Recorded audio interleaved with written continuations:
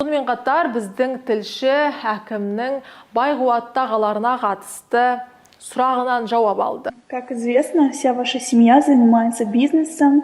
Вашим братьям принадлежат такие компании, как Fitness Palace, Nomadstroy и другие строительные. Миллиондаған бюджетке иелік етіп отырған әкімнің кәсіпкер аға бауырлары оған көз салуы мүмкін бе? Мысалы, Дархан Сатыбалдының туған ағасы Қайрат Сатыбалдиевтің құрылыс компаниялары бар. Астанада Талдыкөл аймағында тұрғын үй бизнес орталықтарын салып жатқан пысықтардың бірі. Ал басқа туған ағасы Мұхтар Сатыбалдиев премиум фитнес орталығы сияқты үлкен ірі бизнеске иелік етеді.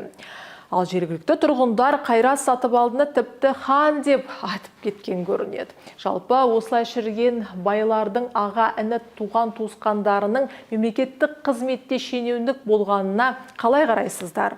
Ой қосып отыруларыңызды сұраймын.